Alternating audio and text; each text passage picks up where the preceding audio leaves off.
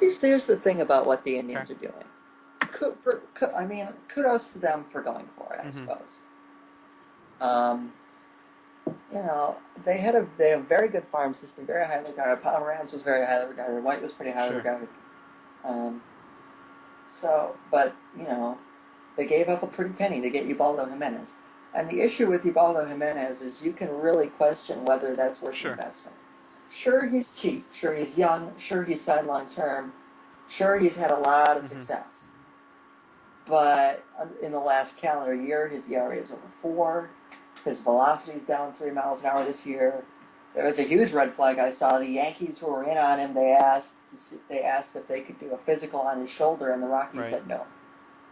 And I mean, he obviously passed his physical the day the deal's done, but it's really it's And you were saying you thought and the I velocity a understand little bit. it's down 3 miles an hour this year from where it Mm-hmm. has been. And obviously he had injuries the first 2 months of the year. The last 3 months, the last 2 months of the year, he's been a lot better, but the velocity is Mm-hmm. still down. I mean, he's getting better results, but he's not getting better Sure. velocity. So, I mean, it could be the sign of an injury. It could be, I don't know what it is. I'm not going to speculate, but it's certainly something to Mm-hmm. wonder about. And I mean, I know the Indians. They definitely did their homework on this. I mean, I'm sure they know what they're doing. I don't doubt that, but it's it's very high risk, it's very high reward, and I see somebody say, well, he could be phenomenal for them, or he could set the franchise Yeah. back 5 years. So it's going to be really really interesting to see how he performs, especially in light of what they gave up. Um, because and here's the other risky thing about it. This is putting a lot of eggs in one basket for a team that is, after losing today, 23 and 37 since that 30 and Mm-hmm. 15 start. They are playing under 400 ball. One game over 500. They have not. They, yeah, that's what Yep. they're down to. Um, they have not, by any stretch of the imagination, been a good ball club since. Um, let's see, they won 3-2. They came back to beat Boston 3-2 on May Mm-hmm. 23rd, and had bumped them up to 30 and 15. Since then, they are 23 and 37. So it is, and the Royals are only one game worse. The Royals are actually, excuse me, with that, the Royals have uh, basically tied them since that point. They've been as bad as the Royals Mm-hmm. since then. So it's Well, and also the other you thing can argue. that we've kind of talked about, and we've talked about their pitching maybe coming back to earth a little bit, and we see a little bit, especially with Carmona. Um, their pitching has been But good all year, so yeah, well, their rotation ERA is actually in the bottom third among starters. So Ubaldo is a natural hmm upgrade. It's been the bullpen that's hmm carried them, and they haven't scored a lot of that's the runs. point. They need a bat. Yeah, they've scored. How many did they score today? 3. Yeah, three. So that would put them at 209 runs since that 30 and Mm-hmm. 15 start. But for reference, in the 45 games they won their first 30, they scored 231. Since then, uh, 50. They've played 60 games since then, and they haven't Mm-hmm. matched that. So, 209 runs. That is Seattle scored less, but Yeah, that's it. Every other, their second worst run scoring production in the AL yep. since Ball then. doesn't help you score runs. Ubaldo's not going to help you score runs. He'll keep you in games, but he's not going to help you Mm-hmm. score runs. And, the national regression we've talked about with that bullpen too. They are, Ubaldo makes them better 1 out of every 5 Mm-hmm. games. No question in that. Masterson's still a very good pitcher. After that, you get to Tomlin, you get to Carrasco, you get to Carmona. You're not sure what you're going to Mm-hmm. get there, and you still can't score runs. So, I think it's a good move for the Indians in terms of, okay, we're going all in. We did upgrade the rotation, gave up a lot to do it, but we've compromised our prospect base that we're going to rely on for the Yeah. next 10 years. And at the same time, we haven't addressed the real need. Because if you're going to go all in and get Ubaldo Jimenez to win in Mm-hmm. 2011, you can't stop there.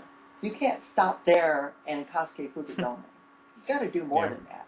Because I mean, Fukudome is he's not an impact sure. bat. You're just You've trying got to to replace what you lost Ludwig. with Grady Sizemore being on the DL Yeah, and or being injured. I believe they designated Travis Buck for assignment when they got Hmm. Ubaldo.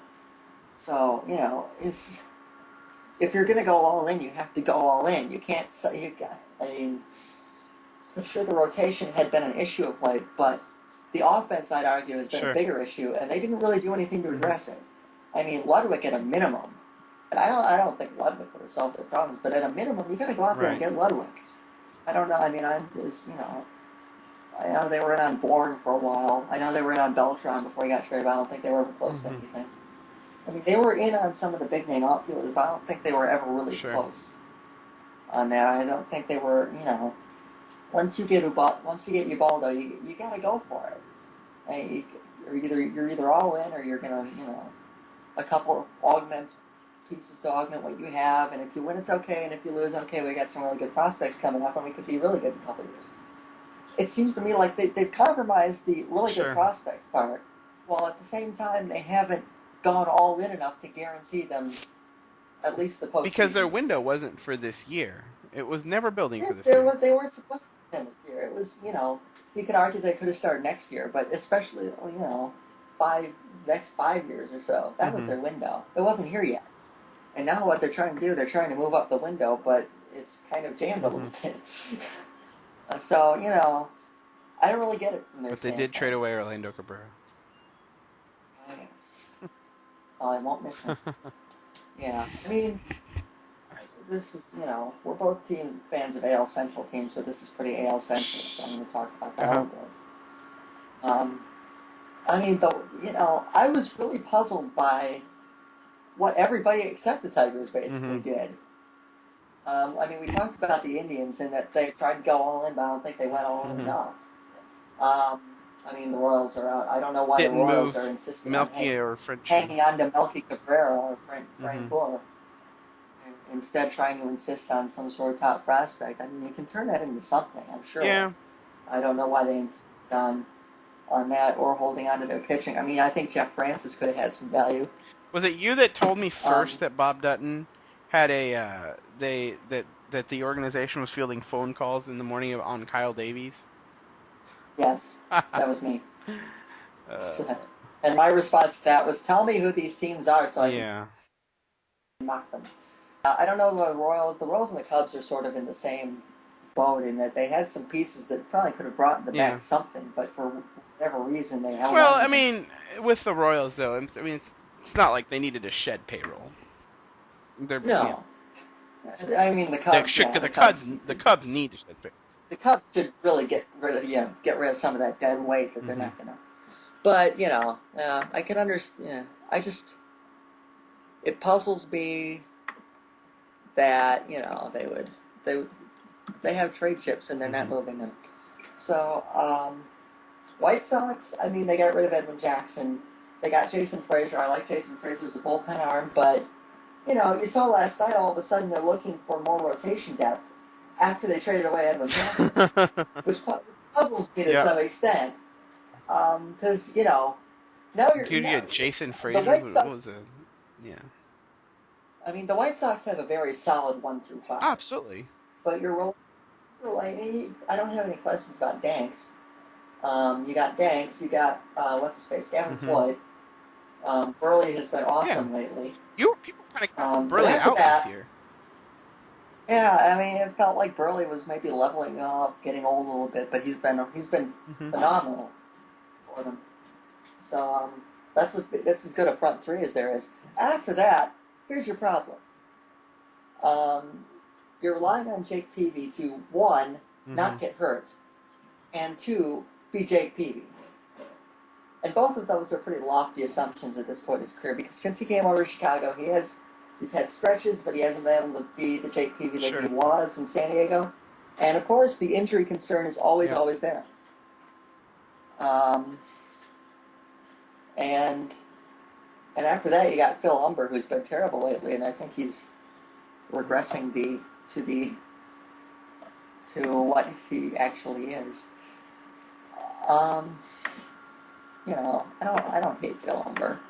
I think he could be a decent good starter, but at the same time, Hmm. eh, he hasn't been good lately. He's lost his last couple starts. So, and after that, suppose that PV does go down. I don't know what you do. I mean, they did get Zach Stewart in the three-way deal that involved Rasmus and Jackson, but Zach Stewart is still young. He's a 20, I think he's 24-year-old repeating AAA. You know, I think he could be a pretty good middle of the rotation starter, but you have to wonder how high the ceiling is at this point. And I don't know if they ever really. I don't know that they ever figured out if they would buy Well, him or sell Kevin him. Slowey, I mean, it's been pretty clear that Yeah, he's I not don't part of the know why. organization. Yeah, they ever since about April or May, it's been like you're waiting for the hammer on Slowey to drop, and they never moved him. I don't, they were willing to trade Span for Drew Storen. Apparently, they didn't want to trade Kadire and Kubel, and they did nothing to address the bullpen. So I mean, the Twins did absolutely nothing, and I don't think that's going to do it for them. They had to get someone for the bullpen. Is basically what I'm thinking. You can't keep going with that group, and they didn't do it. So I don't know why. I don't get it. It puzzles me. I don't. And as far as what the Tigers did, I can cite the stat. They're at least, I lost the stat now, but they're 20 games above 500 Hmm.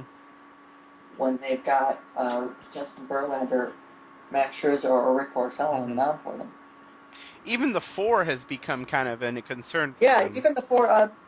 Yeah, Penny's been about 500 in Hmm. their starts, but you'll take 500 out of your fifth starter. Not out of the four. No, no, yeah, you need better out of the Hmm. four. But as yeah, if you'll take 500 out of your fifth starter, you'd like to get at least a couple games above 500 out of your four.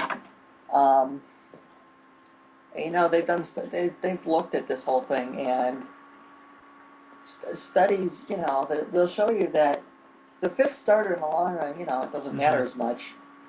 Um, you have to worry about the if you've got a strong 3 and 4. Hmm. That's usually the difference between playoff teams and Yep. non-playoff teams. And they went out, they got Doug Fister. He's got 3.33 ERA, which I have. Seattle has a really good defense and a really big ballpark, so I have no doubt that helped them a little bit. But even if he can, 370, 380 the rest of the way, those are good. Those are certainly good enough numbers to keep your team in the ball game and win the ball game, especially with the Tigers' offense that has been pretty good. Um, so that's you've got the 20 games above 500 stat, and you've added another pretty quality starter to that front four. If you can win 3 out of 5, 4 out of 5 routinely, this team's in good shape. And they got David Pauly out in relief as well. And did I not say? I said this before. If they don't get one more reliever, they're going to regret it. And they did. They David did. They Pauly. got one more reliever. So I know they're worried about Albuquerque's elbow, but assuming he's Hmm. healthy, you've got some guys that can get you through as early as the sixth inning. So that's a really good thing that Hmm. they did there. So I think the Tigers shored up what they really needed to shore up. I mean, and I think the Tigers did what the Indians really should have done, and that they made some moves. They weren't like they didn't set the world on fire like the Indians did with Sure. Ubaldo, but they made some moves. They addressed the things that they had issue with. Um, they shored up the rotation. They shored up the bullpen. If the Indians can just get a starter even like an Aaron Harang, um, What's so someone like interesting that, about just the a Indians? decent starter, add a couple bats out of the Hmm. outfield, and I think they're in it. They're good. I think that keeps them close enough to be in it this year without compromising the future. And I think that's what they should have done. I think they should have augmented what they had instead of selling the farm for a guy that may or may not carry to the playoffs and completely ignore the offense and And we had such heard the like that. reports that Yankees had inquired about Ubaldo, and the Rockies set the price extremely high. They did set the price Yeah, extremely high. I mean, the price yeah. stayed high. So I'm not it's exactly sure what the Indians' bidding strategy was. It was, hey, uh, those are the prospects the Rockies want out of the Yankees. Hey, we've got good prospects too. Let's just go. I'm not exactly sure uh, why this was their yeah. strategy. I think the Indians weren't balked. I think the Rockies decided they didn't bring the price down. I don't think they balked. I think a lot of people were wondering, okay, if they keep the asking price high up to the deadline, then maybe they're not like totally motivated to move them. But if they lower the price a little bit, then you have to worry a little bit. They didn't lower the Hmm. price, so I mean it stayed up there. I think they barely lowered the price on the Yankees. I think they dropped their demands for their two top pitchers, and they said we can only take one plus Hmm. Ivan Nova. So it's I don't know what the obsession is with Ivan Nova. He strikes me as a middle of the rotation guy, but I don't know. But the point is, and for the record, I would have done. I probably would have given if they could have given up Montero. I'm from Betances, Betances. I'm not sure how it's Hmm. pronounced. I only see his name everywhere. I don't hear it. But if they Montero, Betances, and Ivan Nova, I would have done that Hmm. probably. But and I know the Tigers were heavily in on Ubaldo Jimenez, but the asking price, I mean, I don't know if you saw the asking price that the Rockies wanted from Detroit. No, I didn't. Okay, get ready for this. Okay. It's going to blow you away. They wanted Jacob Yep. Turner, top pitching prospect, and I would have been perfectly willing to surrender Jacob Turner and Okay. Ubaldo deal. But here's where the problem comes in. They wanted Turner, they wanted Hmm. Brennan Bosch, Major leaguer.